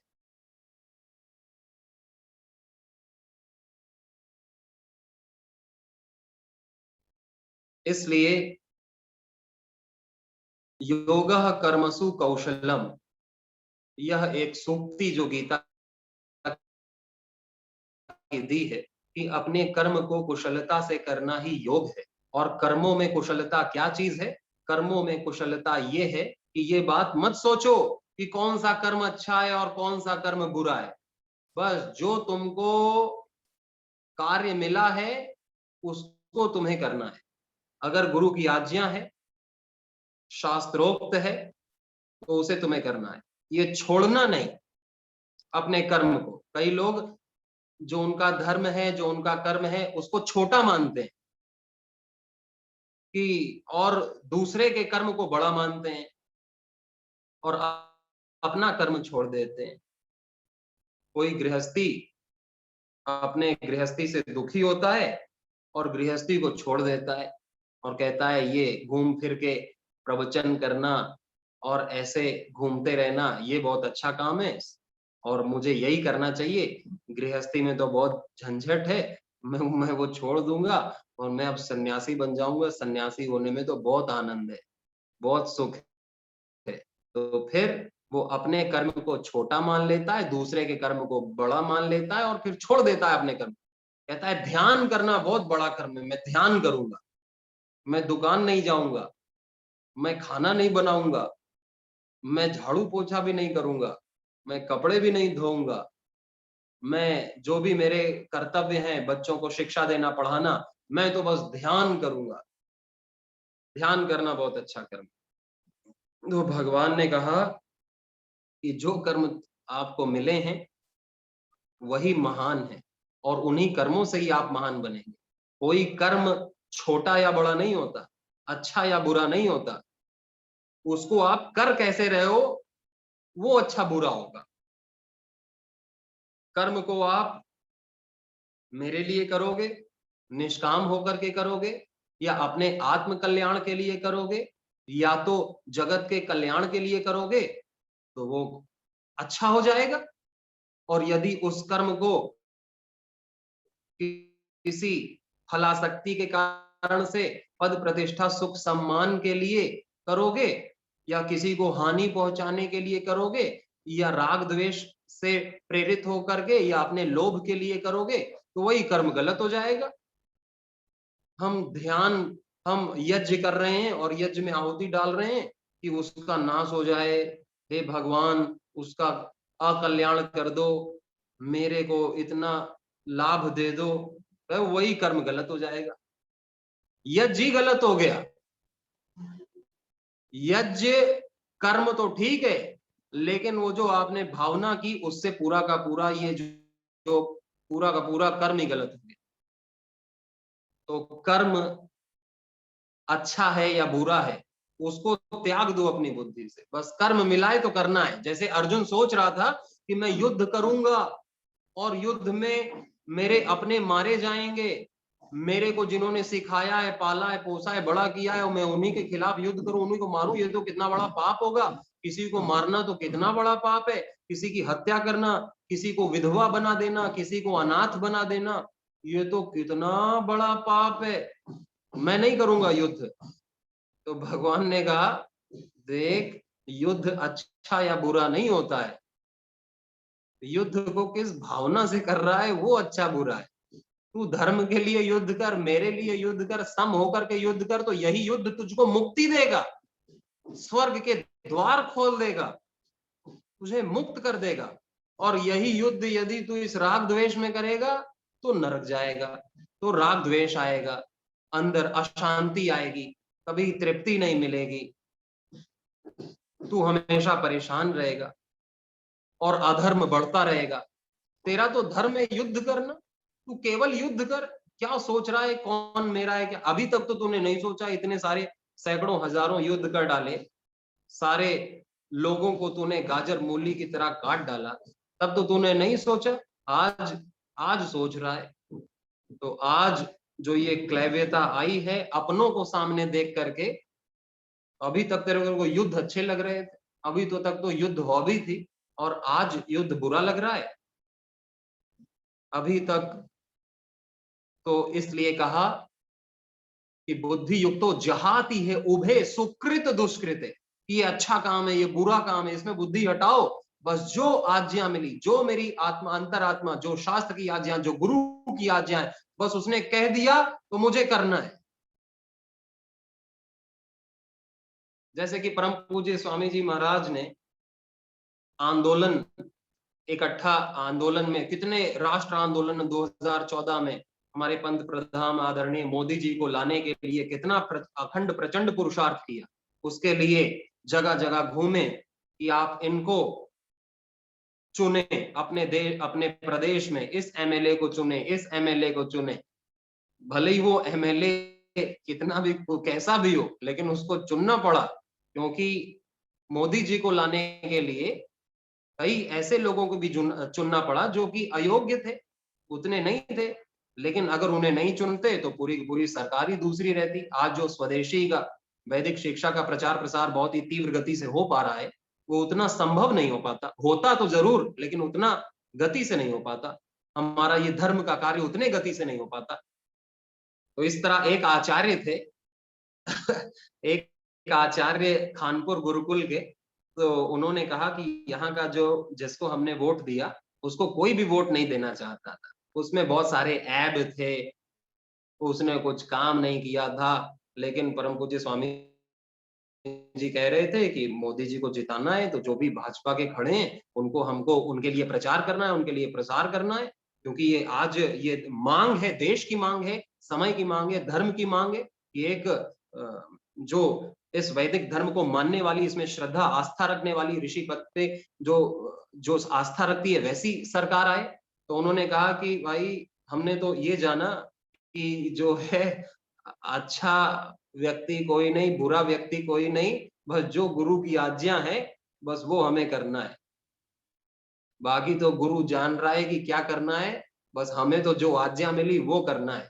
कि भाई इसको वोट देना है तो हम यही प्रचार करेंगे कि इसी को वोट देना है, चाहे भले ही महाराज जी कह दें कि इस भैंस के लिए प्रचार करना है, कि इस भैंस को वोट देना है, तो हम तो वही कहेंगे भाई इस भैंस को वोट दो। भले ही कोई हमें कुछ भी कहे, ये हमको तो अपना कर्म करना है भाई। गुरु की आज्ञा है, हम क्या करें, गुरु की आज्ञा है तो ये करना है। अब हमें ये नहीं सोचना कि अरे पॉलिटिक्स में क्यों जाएं, हम तो साधक हैं, हम तो योग सिखाने वाले हैं, हम पॉलिटिक्स तो बहुत बुरी चीज है। अरे हम बिजनेस में क्यों जाएं, बिजनेस में तो बहुत झंझट होती है, और हम इसमें क्यों जाएं, ये कार्य तो हमको शोभा नहीं देता, ये तो ऋषि को सन्यासी को शोभा नहीं देता, ऐसा हम क्यों किसी से दुश्मनी मोल लें। ऐसा भगवान ने कहा कि तू जो ऐसा सोच रहा है इसमें तू अपनी बुद्धि से सोच रहा है, तेरी बुद्धि छोटी है, तू नहीं समझता जानता कि तेरे लिए क्या अच्छा है क्या बुरा है। तो वो तू छोड़ दे अपने गुरु के लिए, शास्त्र के लिए, मेरे लिए, बस तू कर। अपनी बुद्धि से मत सोच अच्छा है कि बुरा है। वो तेरा जो बड़ी बुद्धि रखते हैं, गुरु हैं, ईश्वर हैं, वो मुझ पे छोड़। जो तेरे पास कर्म आया बस तुझे उसे करना है, जो सामने से कर्म आया वो करना है। अगर उसमें तूने नुक्स निकालना शुरू किया, नहीं ये नहीं करूंगा ये करूंगा, तो फिर आसक्ति में बंध गया और बंधा रहेगा इस जीवन में, अनंत जीवन में। इसलिए चाहे झाड़ू लगाने का काम मिल जाए, सामने आ गया, तो गाडगे महाराज ने तो झाड़ू लगा के मुक्ति पाई, वही काम सामने आ गया। इसी प्रकार गुरु रामदास जी ने कितना बल का प्रचार प्रसार किया युवाओं में, उनके सामने वो कार्य है, उन्होंने वो किया। राष्ट्र संत तुकडोजी महाराज ने अपने गीतों के माध्यम से गांवों में अलख जगाई, स्वदेशी की, राष्ट्र भाषा के प्रति प्रेम की, संस्कृति के प्रति जो बुराइयां थी, जो पाखंड थे, उसे उखाड़ने का काम किया उसने। इसी तरह हमारे बहुत सारे जो संत हैं, स्वामी दयानंद, महर्षि दयानंद जी, स्वामी विवेकानंद जी, इन सब ने अपने अपने देश काल परिस्थिति के अनुसार जो भी उनके सामने आया वो किया। आज परम पूज्य स्वामी जी महाराज, श्रद्धेय आचार्य श्री महाराज और आप सब उनके कार्यकर्ता उस कार्य को कर रहे हैं। ऐसा नहीं सोच रहे कि इससे मेरा क्या लाभ है, इससे मेरा पर्सनल क्या लाभ है, इससे मुझे कितना मिलेगा, फिर तो उसे कुछ नहीं मिलेगा। वो जितना चाहेगा उतना ही मिलेगा। और मनुष्य अपने लिए कितना चाह सकता है? बहुत थोड़ा। सोच ही छोटी है, ज्ञान ही थोड़ा है। हम यदि अपने बारे में सोचेंगे तो हम जरा ये भी सोच लें कि क्या हम सर्वज्ञ हैं, कि हम जो अपने बारे में सोचेंगे वो ठीक ही होगा, या भगवान के ऊपर छोड़ दें कि वो सर्वज्ञ है और वो जो सोचेगा वो ठीक ही होगा। तो या तो हम अपने ऊपर विश्वास कर लें या तो भगवान के ऊपर विश्वास कर लें। तो भगवान कहता है कि मैं सर्वज्ञ हूं, मैं जानता हूं तेरे लिए क्या अच्छा है, वो मेरे ऊपर ही छोड़ दे। तो अच्छा काम बुरा काम नहीं, जो मिल रहा है वो कर और मेरे लिए कर, निष्काम होकर के कर। बुद्धि युक्त हो जहाती है, बुद्धि युक्त, मेरे से बुद्धि युक्त कर, और जहाती छोड़ दे, अच्छे बुरे तो छोड़ दे, बस कर्म कर जो कर्तव्य है, और इसी तरह तुझसे योग होगा। और यही है कर्म में कुशलता, वही कर्म में कुशलता है जिससे तेरा भी कल्याण हो और इस जगत का भी कल्याण हो। वही कर्म में कुशलता है। तो फिर इसी तरह भगवान ने कितने अच्छे अच्छे श्लोक, दूसरे अध्याय में तो बहुत अच्छे अच्छे श्लोक हैं। सुख दुखे समय कृत्वा लाभा लाभ जया जयु ततो युद्धा युजस्व नैवम पापम अवाप्स्यसि। और यदि सुख दुख में सम होकर के, सिद्धि असिद्धि में सम होकर के, जय पराजय में सम होकर के अगर आप अपना काम करेंगे तो आपको कोई पाप नहीं लगेगा। ये भगवान ने अर्जुन से कहा और अर्जुन के माध्यम से हम सब से कहा कि अगर तुम सम होकर के कर रहे हो तो तुम्हें तुम्हारे कर्म में कोई पाप नहीं लगेगा। तो समता ही योग है, समत्वम योग उच्यते योगः कर्मसु कौशलम। ये दो सुंदर सूक्तियां यहाँ पे हमने अभी सुनी। फिर अर्जुन ने पूछा स्थित प्रज्ञस्य का भाषा, समाधिस्थस्य केशवः, स्थितिधि किम प्रभाषेत किम आसीत व्रजेत किम।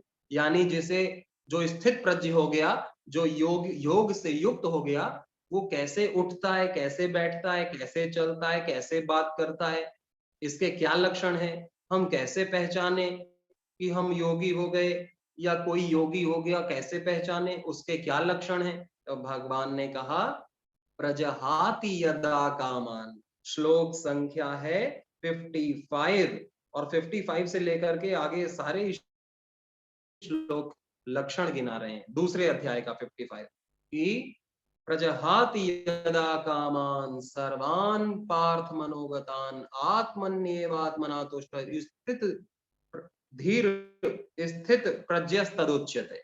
स्थित प्रज्ञ के क्या लक्षण है? जिसने अपने मन की सारी जो कामनाएं हैं अपने स्वार्थ की, वो सारे अपनी कामनाएं, अपनी इच्छाएं, वो सारी उसके मन से चली गई। जो उसे अपने लिए करने की इच्छाएं थी वो सब मन से चली गई, त्याग दी गई। और जो अब आत्मा में ही संतुष्ट है, चाहे कोई धन मिले, सम्मान मिले, ना मिले, जो आत्मन्येवात्मना तुष्ट, ये शब्द याद करने लेने वाला है, ये शब्द को नोट कर लेने वाला है, ये शब्द याद लिख लेने वाला है। कौन सा? जो 55 नंबर जो श्लोक है दूसरे अध्याय का, उसका जो दूसरी लाइन है, सेकंड लाइन, आत्मन्येवात्मना तुष्टः। जो आत्मा से ही आत्मा में संतुष्ट है कि मैं आत्मा हूं, बस संतुष्ट हूं मैं, यही चाहिए, और क्या चाहिए। मैं चेतना हूं, मैं भगवान से एक हूं, आत्मा परमात्मा एक है, बस यही चाहिए, बस इसी में संतुष्टि है। और क्या चाहिए? बस मैं आत्मा हूं, मैं अजर अमर नित्य अमर अविनाशी हूं, मैं तो ईश्वर का अंश हूं। जैसा ईश्वर जितना चेतन है उतना चेतन मैं हूं, जैसे वो अनंत अनादि है वैसे अनंत अनादि मैं हूं, जैसे वो शुद्ध बुद्ध मुक्त अविनाशी अजर अमर है वैसे ही मैं भी अजर अमर अविनाशी शुद्ध बुद्ध मुक्त हूं। बस जो अपने आत्मा में ही संतुष्ट है, अपने होने में ही जो संतुष्ट है, और उसकी कोई कामना नहीं कि मुझे ये बनना है, मुझे अमीर बनना है, मुझे ये बनना है, वो पद प्राप्त करना है, बस जिसकी सारी कामनाएं छू मंतर हो गई और जो अपने आत्मा में ही संतुष्ट है, हे अर्जुन, उसी को तू स्थित प्रज्ञ जान। और जब तू भी ऐसा हो जा तो भी अपने को स्थित प्रज्ञ जान। ये नहीं कि तूने घर त्याग दिया, घर छोड़ दिया, तूने युद्ध नहीं किया, लाल कपड़े पहन लिए, माला पहन ली, तिलक लगा लिया और कमंडल लेकर के भिक्षा मांगने लगा और माला जपने लगा और तू अपने आप को स्थित प्रज्ञ मान। तू बहुत सेवा करने लगा, लोग भी ताली बजाने लगे, वाह आप तो बहुत सेवा करते हो, आप तो धन्य हो, आप तो गुरु हो, आप तो महान हो, आप तो ईश्वर हो, आप तो बहुत कल्याण करते हो, और तू अपने आप को स्थित प्रज्ञ मानने लगा। ना ना, वो लक्षण नहीं है। स्थित प्रज्ञ के लक्षण है जब तेरे मन में कोई भी कामना ना हो और जब तू आत्मा में ही संतुष्ट रहे कि मैं हूं, यही संतुष्टि है। मेरा होना ईश्वर का प्रमाण है, मैं हूं तो बस है में पूरी तरह संतुष्ट रहना, यही है।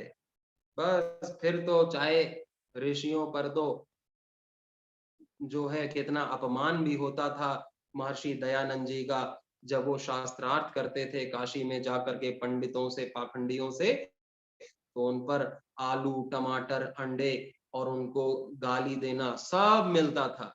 जैसे आज परम पूज्य स्वामी जी महाराज का भी कई लोग विरोध करते हैं, कहीं पुतला जलाते हैं, कभी कैसी कैसी भाषा का भी प्रयोग करते हैं, लेकिन बस स्थित प्रज्ञ का ये लक्षण है कि बस कुछ भी हो, एक ही धुन जय जय भारत, एक ही धुन जय जय भगवान, जय जय ईश्वर, जय जय योग, जय जय ऋषि, जय जय आर्ष हिंदू संस्कृति। एक ही धुन रहती है कि मैं बस हूं, इसी में संतुष्टि। और तो ये शरीर भी जाना है, ये सब माया जानी है, तो बस इसमें क्या घबराना कि ये छिन जाएगा, ये तो छिना हुआ ही है और जो प्राप्त है उसे कोई नहीं छीन सकता, तो मैं उसी में संतुष्ट हूँ कि उसे तो कोई छीन नहीं सकता, क्या डरना। और जो छीनना ही है एक ना एक दिन, उसके लिए क्या डरना। तो निडर हो जाता है, निष्काम हो जाता है, आत्मा में संतुष्ट हो जाता है, यही स्थित प्रज्ञ के लक्षण है। और दूसरे श्लोक में भी बहुत सुंदर कहा, दुखेशु अनुद्विग्न मना, जो 56 नंबर श्लोक है, दुखेशु अनुद्विग्न मना सुखेशु विगत स्पृहा। ये भी शब्द याद करने, जैसे एक से पहले वाला एक श्लोक में हमने एक शब्द देखा था आत्मन्येवात्मना तुष्टः, ये याद कर लेना।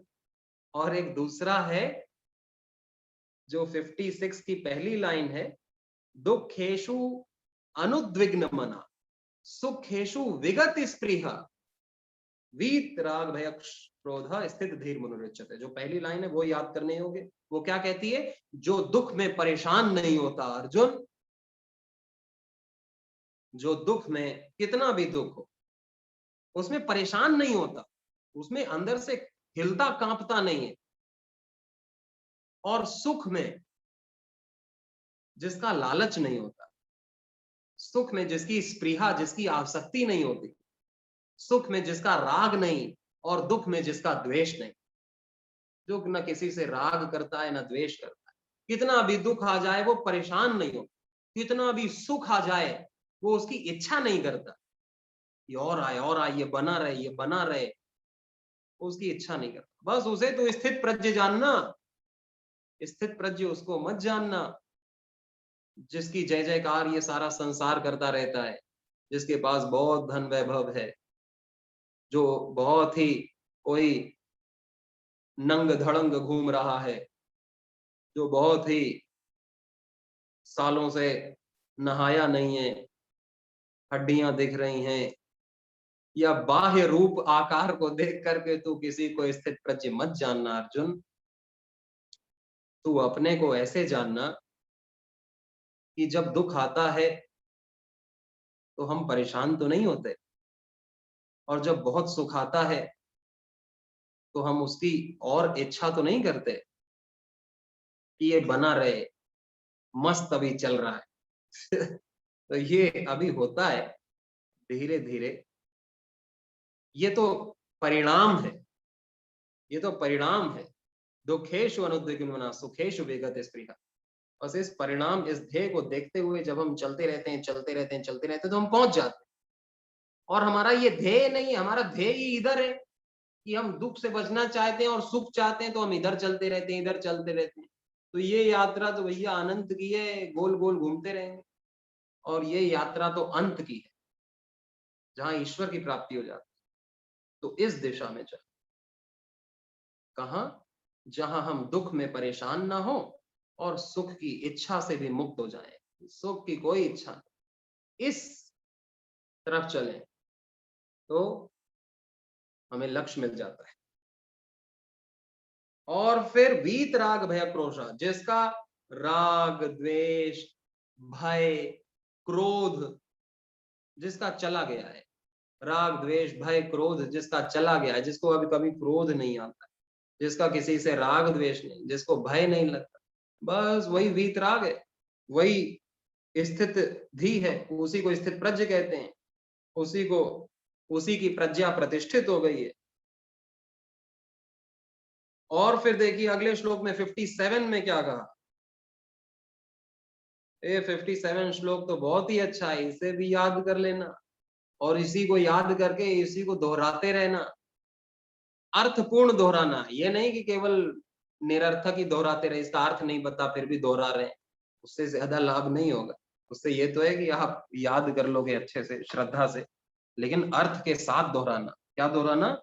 यह सर्वत्रानभिस्नेहस्, यह सर्वत्रानभिस्नेहस् तत्र प्राप्य शुभाशुभम् नाभिनन्दति न द्वेष्टि तस्य प्रज्ञा प्रतिष्ठिता। तो जैसे सर्वत्रान अभिस्नेहस्, जो सबके प्रति स्नेह रखता है, और कभी शुभ होता है कभी अशुभ होता है, लेकिन वो किसी से द्वेष नहीं करता। कभी जैसे कि परम पूज्य स्वामी जी महाराज ने कितना बड़ा आंदोलन किया एक पार्टी के खिलाफ, और उसका जो नेतृत्व था उस पार्टी का, उसके खिलाफ भी खूब बोला, लेकिन बाद में ये कहा कि मेरा उनसे कोई द्वेष नहीं है, मैं उनसे उसी तरह प्रीति करता हूं जैसे आपके साथ प्रीति करता हूं, मैं उनका वैसा ही कल्याण चाहता हूं जैसे आपका कल्याण चाहता हूं। तो मैंने किसी के खिलाफ आंदोलन किया, उसका मतलब ये नहीं कि मैं उनसे द्वेष करता हूं या मैं उन्हें जीते जी नहीं देखना चाहता। मैं उनसे उसी तरह उनका कल्याण, उसमें भी वही ब्रह्म है, उसमें भी वही शुद्ध आत्मा है, मैं उससे उसी तरह उसका कल्याण चाहता हूं, उसकी सद्गति चाहता हूं, उसकी सद्बुद्धि चाहता हूं, उससे प्रीति करता हूं जैसे आपसे करता हूं। तो यही है, चाहे शुभ हो या अशुभ हो, चाहे कोई हमारा शुभ करे या कोई हमारा अशुभ करे, हमारी बुद्धि सबके प्रति स्नेहात्मक होनी चाहिए। और ये चीज संगठन में चाहिए, ये सारी स्थित प्रज्ञ वाली ये चीज नहीं कि अभी हम में नहीं हो सकती, जब हम बनेंगे तब होगी हम में, ऐसा नहीं। ये चीजें जब हम ध्यान में रखेंगे तब हम में थोड़ी थोड़ी होती रहेंगी। अभी आप सब में हैं, ऐसा नहीं है सब लोग इससे शून्य है, मैं आप किसी में, ये हैं आप सब में, भले ही 5-10% है, लेकिन हम इसका ध्यान रखेंगे तो इसका परसेंटेज बढ़ता जाएगा, फिर 15, फिर 25, फिर 45, फिर 65 से 75, फिर 95, फिर 100 हो जाएगी। ये नहीं कि ये तो स्थित प्रज्ञ में होती है जी, हम तो नहीं है, हम में तो नहीं होंगी। अरे हम में नहीं होगी, पूरी 100 नहीं होंगी, हम में कुछ तो हो, तभी तो हम मनुष्य हैं। ये थोड़ी कि हम अभी तो हमारे पास लाइसेंस है, हम किसी को भी नफरत करें, किसी से भी घृणा करें तो हमारे ही तो हानि हो रहा है, हमारा ही जीवन तो नरक में जा रहा है, हमारा ही वो तो ये स्ट्रेस, डायबिटीज, ये थायराइड, ये सब हमें ही तो हो रहा है, साइकोसोमेटिक। संगठन में इसकी जरूरत है। ये जितने भी संगठन राष्ट्र उन्नति के लिए, राष्ट्र सेवा के लिए हैं, इन सब में यही लक्षण भगवान देखना चाहते हैं, गुरु देखना चाहते हैं, हमारे पितर देखना चाहते हैं कि भाई तुम ऐसे कार्य करोगे तो कार्य करोगे, नहीं तो कहीं अशुभ हुआ तो कार्य से नमस्ते कर लोगे, भाई मेरे से नहीं होता है, बहुत गरीबी आ गई है, बहुत अपमान हो रहा है, बहुत गलत हो रहा है, इस समाज का कुछ नहीं हो सकता, हम कुछ भी कर डालें, अब मैं नहीं करूंगा। मैं नहीं करोगे तो क्या करोगे? यही काम तो करने का है। किसी ने गाली दे दी, किसी ने अपमान कर दिया, तो चलता ही रहता है। जब गुरु सह रहा है, जब भगवान सह रहा है, तो हम किस खेत की मूली हैं कि हमें कभी अपमान नहीं होगा।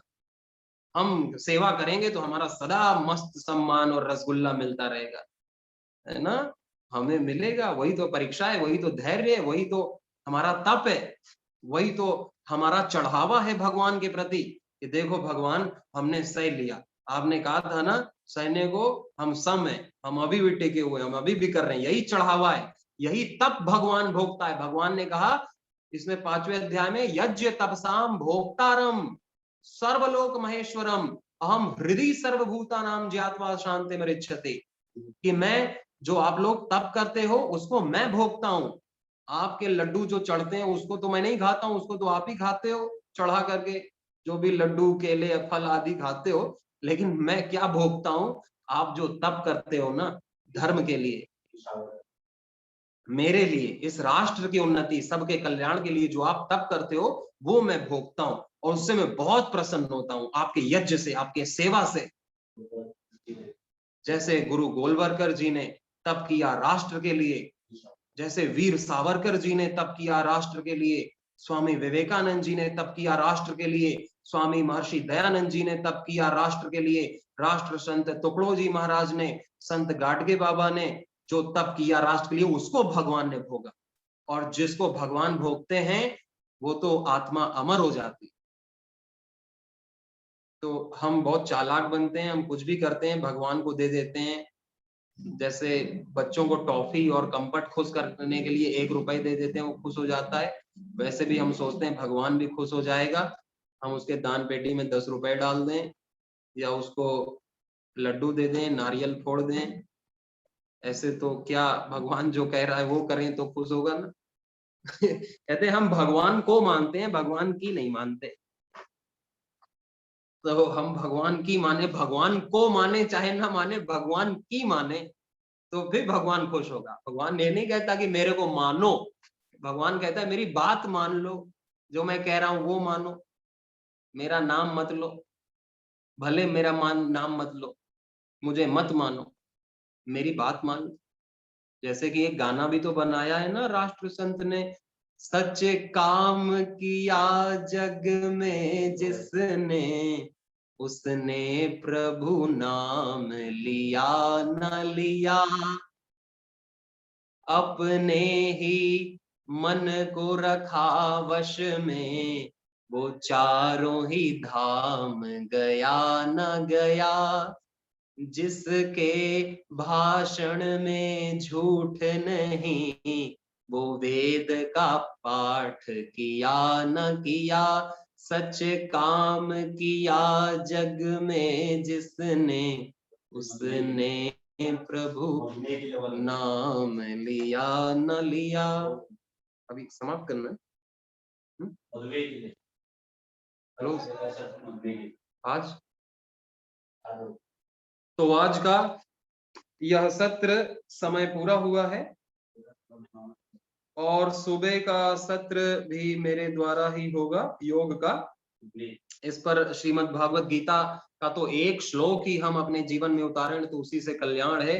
और जय हो श्रीमद् भगवत गीता की, भगवान योगेश्वर श्री कृष्ण चंद्र की जय हो, अर्जुन की जय हो, सरस्वती माता की जय हो, महर्षि वेदव्यास की जय हो, महर्षि पतंजलि की जय हो, श्री गुरुदेव महाराज की जय हो। और आप सभी जो पुण्यात्माएं हैं, धर्मात्माएं हैं, ऋषि आत्माएं हैं, उन सब की भी सदा जय हो। और कल का जो योग सत्र है वो होगा डायबिटीज के ऊपर, इनफर्टिलिटी के ऊपर, मधुमेह और जो भी हमारे उदर संबंधी रोग हैं, लीवर किडनी के रोग हैं, उस पर कल का योग सत्र होगा। आप सबने आज भी योग में भाग लिया, कल भी योग में भाग लेना है। योग से भाग लेना नहीं कि हम भाग लिए, भागना नहीं, उसमें पार्टिसिपेट करना है, उसमें भाग लेना है। तो हाँ, तो अभी अपने पूज्य स्वामी पुण्यदेव जी हैं, वो कुछ बोलेंगे आपसे। और किसी का कोई प्रश्न भी हो तो पूछ सकते हैं, वैसे समय तो हो ही गया है। तो ओम पूज्य स्वामी पुण्यदेव जी को सादर प्रणाम है। किसी में बोलो ना।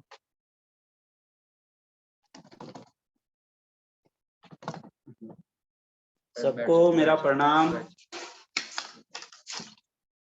तो आज का ये सत्र समापन की ओर जा रहा है, तो पूरा प्रयास है आप लोगों को अधिक से अधिक सायंकालीन सत्र में आपके अंदर आध्यात्मिक ऊर्जा का संचार करने का प्रयास किया जा रहा है और स्वयं की चेतना को जागृत करने के लिए, स्वयं के आध्यात्मिक उन्नति कैसी हो, इन बातों को ध्यान में रखकर अलग अलग विद्वानों से आपका परिचय कराया जा रहा है।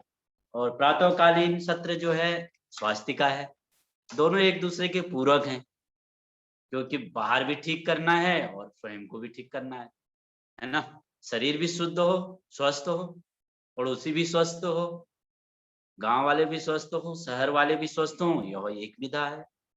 फिर उनको स्वस्थ करते करते उनको अच्छी बातें बताते बताते कहीं अपने आप हम दुखी ना हो जाएं, इसके लिए शाम के सत्र है, जिससे कि हम अंदर से शांत हों और बाहर से पूर्ण क्रियाशील होकर सेवा करें। और यही एक स्वयं सेवक का, एक आचार्य का, एक अभ्युदय का जो कार्य करता है, जो हमारा भरण पोषण करता है, ऐसे व्यापारियों का, एक योग शिक्षक का जो निस्वार्थ भाव से अपनी सेवाएं अर्पित करते हैं। पूरे हमारे योग शिक्षक भी जुड़े हैं, हमारे व्यापारी ग्रामीण आरोग्य केंद्र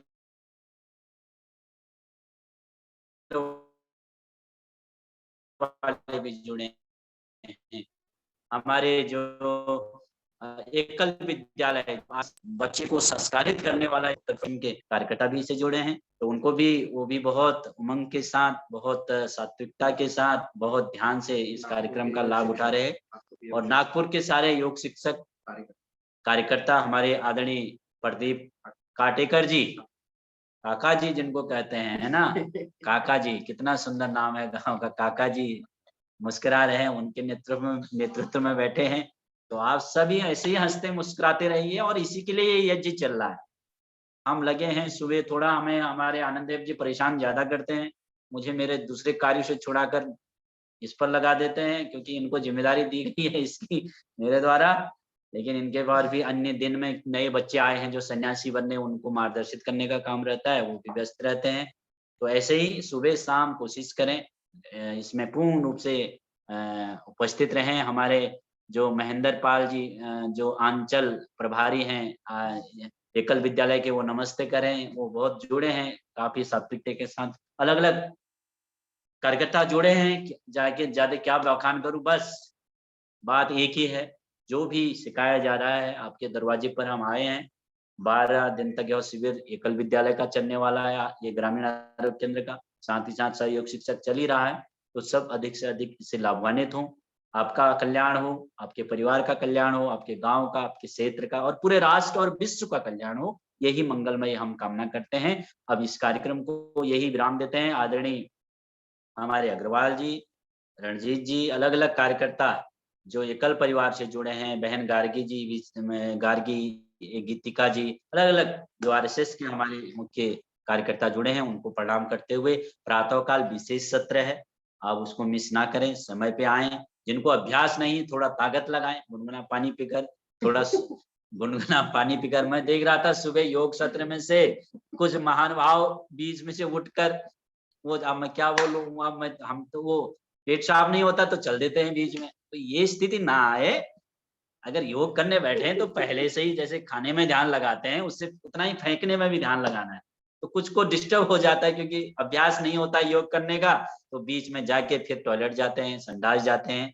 तो ये थोड़ा गड़बड़ का मामला है ही, ये सोच शुद्धि होना जरूरी है प्रातःकाल उठ के। तो थोड़ी अच्छी बात है ना, आपने उठने का तो अभ्यास किया, पहली कक्षा तो पास की, तो दूसरी कक्षा आप धीरे से थोड़ा अभ्यास करेंगे, तो फिर उठना बैठना खान पान सब चीज जो नित्य क्रियाक्रम, उसका भी अभ्यास बन जाएगा। थोड़ा पानी पियेंगे, गुनगुना पानी पियेंगे, जिनका पेट जाम रहता है और शुरुआत में जैसे अभ्यास कर रहे हैं तो वो शुद्धि चूर्ण, त्रिफला चूर्ण वगैरह का प्रयोग करेंगे तो ठीक हो जाएगा। उसी के लिए यह शिविर है कि हम भी शुद्ध रहें, स्वस्थ रहें और दूसरे को भी प्रेरणा दें। अब अपनी वाणी को विराम करते हुए अब आपसे विदा लेने का समय आ गया है। आज के सत्र का कल जो विशेष कार्यक्रम है वो है डायबिटीज पर, क्योंकि डायबिटीज के मरीज हर भारत में तीसरा बंदा आज डायबिटीज का पेशेंट है और पता नहीं चल रहा है डायबिटीज हो गई। जब पूरा इंसुलिन जो हमारी पेनक्रिया निष्क्रिय होने लगती हैं तो वो तब पता चलता है। तो डायबिटीज बड़ी महामारी के रूप में भारत में अभी फैल रही है, तो इससे बचाव के, इससे जो यौगिक उपचार है उसके बारे में कल आदरणीय हमारे पूज्य स्वामी आनंददेव महाराज जी आपको विस्तार से चर्चा करेंगे, बताएंगे, आसन कराएंगे, योग कराएंगे। तो अब अपनी वाणी को यही विराम देते हैं। किसी को कुछ कहना है तो एक शब्द, कुछ छोटी सी बातें, क्योंकि आज कोई प्रश्न नहीं हुआ, एक दो प्रश्न हम लेकर कुछ कहना चाहें तो अपने भाव व्यक्त करना चाहें। कोई एक भाई जो आज तक कुछ बोले नहीं है, किसी को ज्यादा ही कहना था, ऐसा स्थिति है तो बोल सकते हैं इस संदर्भ में।